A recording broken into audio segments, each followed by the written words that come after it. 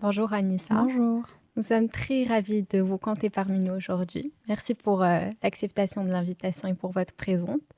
Et nous sommes d'autant plus ravis de vous accueillir, sachant que vous êtes passé par là aussi, puisqu'avant de devenir la manager des stars du moment, bah, vous aviez été étudiante à l'IEX Belgique, notre partenaire académique. Exactement. Vous avez été étudiante en master journalisme. Et je vous avoue que je suis assez curieuse par rapport à votre parcours, le passage de journalisme à la manageuse que vous êtes aujourd'hui. En fait, j'ai toujours été passionnée de musique. Du coup, moi, je poserais la question différemment. C'est comment t'es passée de la musique au journalisme, tu vois? Parce que c'était d'abord ma première passion, la musique. Et j'ai dû aller étudier parce que la musique, c'était pas un vrai métier pour les parents. Et que par rapport à tous les sacrifices qu'ils avaient fait pour nous, ben, je me devais de ramener un diplôme à la maison. C'était une obligation, il n'y avait pas d'autre choix. Et du coup, j'ai étudié le journalisme et je tombe sur Damso en juillet et je deviens sa manageuse en septembre 2015. Du coup, le choix, c'est voilà, ça a été vite fait. C'est-à-dire, j'ai préféré continuer dans la musique plutôt que le journalisme, même si tout ce que j'ai appris à l'IEX, ça me permet de conseiller au mieux mes artistes par rapport au storytelling, comme je vous le disais, par rapport au positionnement, par rapport aux médias, quel type de médias on fait par rapport à la carrière, parce que toutes les carrières sont différentes et tous les artistes ne vont pas aller dans le même style de médias, on va dire.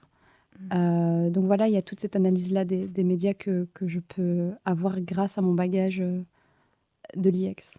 Donc finalement, votre métier en tant que manageuse, c'était plus un métier de passion, un Ouais, métier que vous avez toujours voulu faire, mais le journalisme vous a bien servi à quelque chose finalement. exactement. Et d'ailleurs, ça, je le dis pas encore, mais c'est vrai que je suis en train de travailler sur un docu à côté D'accord. parce que c'est en moi, il y a rien à faire, hein. Même si je l'ai fait pour avoir un diplôme, c'est quand même des études qui m'ont beaucoup apporté et je vais y revenir à un moment donné. Je sais pas quand, mais je le prépare. Parce que le passage du journalisme à la musique, c'était un peu dans votre projet de reportage que vous vous êtes retrouvé dans la musique. Parce qu'à un certain moment, vous avez mis de côté la musique Ouais, et vous étiez plus concentré sur le c'est journalisme. ça. Mais finalement, ça vous a permis de revenir à votre point de départ, votre ambition première qui a Ouais, été la musique. exactement. Et le fait de parler de Damso, alors ce que la plupart ignorent, c'est que vous êtes une femme de challenge, parce qu'on a souvent rattaché votre succès à celui de Damso, et surtout à celui de la chance, le coup de chance, le fameux coup de chance. En gros, en termes de chance, c'est vrai que je l'ai souvent entendu. Tu as eu de la chance avec Damso. Puis avec Toto, j'ai eu de la chance. Puis avec Manal, j'ai eu de la chance. Puis j'ai travaillé sur le projet d'Hamza, qui a été son plus gros succès. J'ai eu de la chance encore. Au début, je vous avoue que c'était quelque chose qui m'ennuyait beaucoup parce qu'on me réduisait à de la chance. Du coup, on mettait de côté tous mes sacrifices, tout mon travail. Et du coup, bah, je disais, ah, ça c'est de la chance, bah attends, je vais le refaire. Et du coup, j'étais dans ce truc de vouloir tout le temps prouver que j'étais capable. Là où aujourd'hui, honnêtement, je suis plus du tout là-dedans. Je veux plus rien prouver. Celui qui veut penser que c'est de la chance, bah, pense ce que tu veux. Moi, je sais que ça ne l'est pas. C'est beaucoup de travail, c'est des heures et des heures et des heures et des heures de discussion, de réflexion. C'est hyper fatigant. Après, j'adore ça, donc je le fais. Mais réduire ça à de la chance, c'est quand même... Trois grands artistes, c'est beaucoup ouais, plus que de la chance. pour moi, c'est une insulte à mon travail, quoi. La question de la femme, c'est une question qui revient souvent parce Oui, qu'on dit que le domaine est très masculin. ouais, Vous avez essayé de vous effacer. Aujourd'hui, merci que vous vous affirmiez encore ouais. plus parce qu'en 6 ans, vous avez des choses à raconter. Mhm. Est-ce que la question de la femme a évolué, votre position en tant que femme? Quand je commence, j'ai 25 ans. Donc, je me perçois pas comme étant comme une femme. Je sais pas si tu vois ce que je veux dire. Oui, C'est-à-dire que pour moi, je suis une jeune adulte. la question du genre, elle n'est pas Non, mise en avant qu'on ne vous l'impose. exactement. C'est-à-dire que pour moi, je suis un être humain qui vit de sa passion et qui déniche des talents et qui réussit. Et en fait, c'est au fur et à mesure, on me disait, ben, ouah, c'est génial ce que tu fais en tant que femme. Mm. Pour une femme dans un milieu d'hommes, c'est énorme. Bravo, en tant que femme. Tout le temps, j'entends des trucs En en tant tant que que femme, femme. en tant que femme. Et ça me rendait dingue parce que je remarquais, j'observais qu'on ne disait pas ça à Collègue mes homme. collègues hommes. On leur disait pas ça. Et donc, je me dis, mais pourquoi on insiste sur moi? Pourquoi est-ce qu'on ne dit pas à mon mari, par exemple, qui fait le même métier que moi? J'ai jamais entendu quelqu'un lui dire, c'est génial ce que tu fais en tant qu'homme. Parce que finalement, c'est limite être apprécié parce qu'on est femme plutôt que... Non, c'est même pas ça. C'est-à-dire que l'homme, il a intériorisé le fait de réussir. Et que nous, limite, pour les femmes, c'est limite une pensée limitante. Tu peux pas y arriver. Donc, quand tu y arrives, waouh, t'as réussi. Et du coup, je pense qu'on doit vraiment déconstruire cette pensée limitante en tant que femme. Parce que je pense qu'on a intégré ça, parce que moi, j'en connais. Quand on leur dit, c'est génial ce que tu fais en tant que femme, merci. Mm. Merci. Ça veut dire que tu valides, en fait. Moi, j'aime pas qu'on me dise ça. Non. Je veux qu'on intériorise qu'une femme réussit. C'est normal, en fait. Arrêtez de croire que c'est extraordinaire. Très intéressante comme réponse. Sur un plan un peu plus personnel, comment vous vivez cette expérience de manager? La barrière entre la vie personnelle et la vie de manager, les barrières entre vous et les artistes, est-ce que vous êtes beaucoup plus présente pour eux sur le plan professionnel ou même sur le plan privé? Au départ, il n'y avait aucune barrière entre le pro et le privé. C'est-à-dire que je répondais à n'importe quelle heure. S'il fallait voyager le week-end, je le faisais. Disponible tout le temps, que ce soit à 3 heures du matin ou 22 heures ou 6 heures du matin, enfin toute la journée. Et en fait, le fait d'avoir eu des enfants m'a permis de remettre un cadre parce que mes enfants sont mes vrais enfants. Qui ont réellement besoin de moi dans leur vie privée. Et du coup, ça m'a permis vraiment de faire la différence entre mon pro et mon privé. C'est-à-dire que ça peut paraître fou, mais jusqu'à l'année dernière, je travaillais le week-end. Donc, j'ai travaillé 8 ans non-stop. Et donc, ça fait 1 an et demi que je suis en train de me dire, non, là, je suis off. Il y a 2 ans, j'ai pris mes premières vacances, 1 mois au Maroc, j'étais off, sans téléphone, sans rien. Et si mes artistes me parlent, c'est par pure amitié. Mais tu vois, j'ai eu ce besoin de mettre la barrière parce que sinon, ton cerveau ne s'arrête jamais. T'arrêtes jamais. Tu es toujours en train de réfléchir au prochain move, à regarder ce qui se dit sur les réseaux sociaux. Ok, il faut réagir comme ça. Enfin, tu vois. Et du coup, ça me fait du bien de prendre du temps pour moi maintenant, m'occuper de mes enfants quand je dois m'en occuper. Et pas être la maman hyper occupée tout le temps sur son téléphone et pas passer de moments de qualité. Donc voilà, le fait d'avoir eu des enfants, ça m'a vraiment permis de quadriller tout ça. Donc finalement, c'est un métier où il y a beaucoup de relationnel, mais où on apprend aussi à mettre des limites et qu'il faut structurer. Donc cette structure, vous l'avez plus appris sur le tas que... Moi, j'ai tout appris sur le tas. Il n'y avait pas de formation de manager et je pense qu'à ce moment-là, c'est une histoire de tempérament, de culot, de mindset en fait. Je voulais y arriver. Il n'y avait pas d'autre option. J'avais pas de plan B, jamais. C'est-à-dire que la réussite, c'était obligatoire. Et c'est soit je gagne, soit j'apprends. Mais je perdais jamais. C'est une très bonne devise. Donc vous avez eu beaucoup de culot, vous avez eu de l'ambition. Mais aujourd'hui, vous permettez à des jeunes de bénéficier de votre expérience et vous donnez des cours. Je donne des cours à l'IEX. Donc, on a lancé la formation management artistique. Et depuis novembre, j'ai lancé ma formation en ligne. C'est-à-dire que j'accompagne sur 4 sessions des futurs managers et je leur apprends tout le métier. Pour apprendre le métier de manager, y a-t-il des points importants ce que je vois avec eux, en fait, je suis partie du principe que j'ai fait beaucoup d'erreurs durant ma carrière, que j'ai notées, en toute objectivité. Et donc, je déconstruis toutes ces erreurs et je leur explique pourquoi je les ai faites. Je leur explique la solution que j'ai trouvée. Et du coup, j'ai construit mon cours comme ça. Genre, je donne une seule définition, c'est le management. Je commence par ça. Pas de théorie. Non, il n'y a aucune théorie. C'est que mes bagages à moi, mon expérience. Je pense que c'est le mieux. C'est-à-dire que je peux leur parler d'1 million de trucs, mais ils auront peut-être besoin de 4 choses. C'est pour ça que je me dis, autant leur dire, il y a des métiers autour du manager, mais voilà, selon moi, ceux qui sont le plus important. Ce dont vous avez réellement besoin quand il s'agit de travailler avec votre artiste. chez le chef de projet, la personne qui s'occupe du marketing, enfin, tu vois? Et je Je décris. Donc je vais parler de quoi? Je vais expliquer tous les types de contrats, par exemple. Même si je suis pas juriste, bah, c'est important de pouvoir expliquer à son artiste quel type de contrat il peut signer, que ce soit en production, en édition. On parle beaucoup de direction artistique aussi. Je leur explique l'importance de se démarquer parce qu'il y a trop de talent, surtout avec Instagram, TikTok. Tout le monde, il y a beaucoup de gens qui savent chanter, tu vois. Mais pourquoi est-ce qu'une personne perce et pas une autre? En tout cas, j'essaye de ramener des clés de réussite qui m'ont aidé pendant ma carrière, même si chaque artiste est différent. Mais voilà, au moins ils ont une base et surtout ils commencent avec une certaine confiance. Parce qu'en fait, moi, quand j'ai commencé, je connaissais rien et du coup, il n'y a rien à faire. Tu essayes de combler ce manque d'informations par comment expliquer, une surprotection, voilà, tout était amplifié. C'est-à-dire que tu avais une tâche à faire, bah, tu montres à ton artiste que tu en fais 5. J'ai fait ça, j'ai fait ça, j'ai fait ça, j'ai fait ça.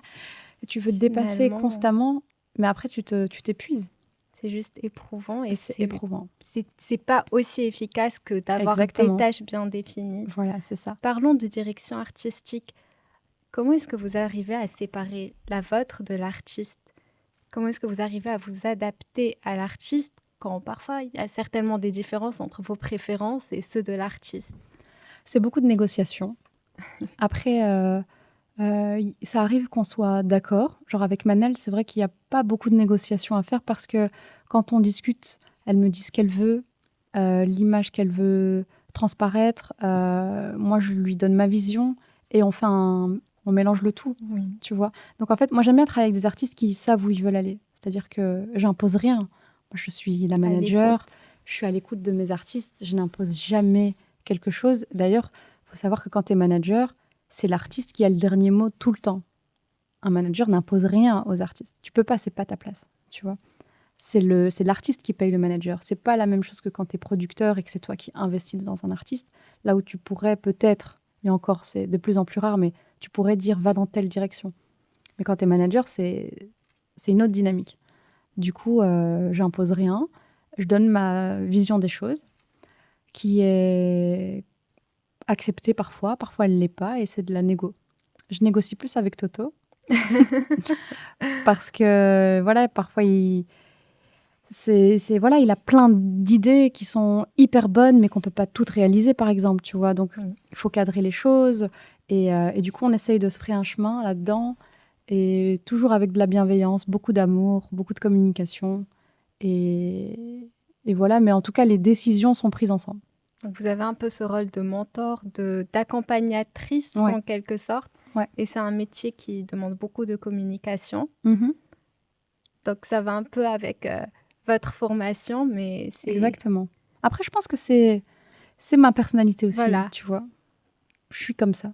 J'aime prendre soin des miens, j'aime materner mes artistes, j'aime être à l'écoute, j'aime trouver des solutions avec eux, j'aime faire en sorte qu'ils s'alignent, j'aime faire en sorte qu'ils soient heureux dans ce qu'ils font parce que finalement, c'est leur carrière, c'est leur vie, c'est eux qu'on voit. Donc moi, je veux pas qu'ils fassent un clip, par exemple, où ils se trouvent moches ou qu'ils s'aiment pas. Non, c'est toujours pousser à ce qu'ils se sentent le mieux parce qu'il y a rien à faire. Quand tu te sens bien, tu dégages une aura qui fait que Mhm. il y a des choses qui s'expliquent pas, tu vois. C'est un ressenti. Ouais, c'est un ressenti et je pense que le public ressent ce genre de choses. Il ressent quand un artiste ment, il ressent quand l'artiste n'est pas bien. Du coup, moi, je pousse vraiment les artistes à être le plus authentique possible. Euh, et voilà. Je pense être un guide, une grande sœur, un mentor, une manageuse. J'ai plusieurs casquettes. Ça se sent parce qu'on voit que les artistes que vous managez sont très différents Ouais. et c'est pas pour autant, c'est pas parce qu'ils sont avec une seule personne, une seule manageuse, qu'ils vont tous avoir la même personnalité, la même aura et c'est ce qui fait que ils se démarquent et qu'ils connaissent un tel succès. Ouais. Je pense qu'ils me renvoient tous à quelque chose en moi. Chez Toto, c'est le côté libre que j'adore chez lui. Et moi, la liberté, c'est une de mes valeurs principales. C'est limite la plus importante. Et lui, il est hyper libre. Et ça, j'adore chez lui. Et du coup, il me renvoie à ça. Et puis, Manal, c'est la femme, son féminisme, son positionnement, le fait qu'elle fasse bouger les choses à sa manière, avec ses clips, avec ses prises de position dans ses textes. Et ça me nourrit, ça aussi, tu vois. Donc, c'est pas juste moi qui leur apporte quelque chose. Eux aussi m'apportent énormément, plus que ce qu'on croit. C'est un échange. C'est un énorme échange. Et même Manal, le fait qu'elle me permette d'assumer mon côté artistique, elle m'a libérée d'un poids énorme. Là où avant je me cachais, aujourd'hui je suis fière de dire non, c'est moi qui fais la DA. Je peux proposer des DA.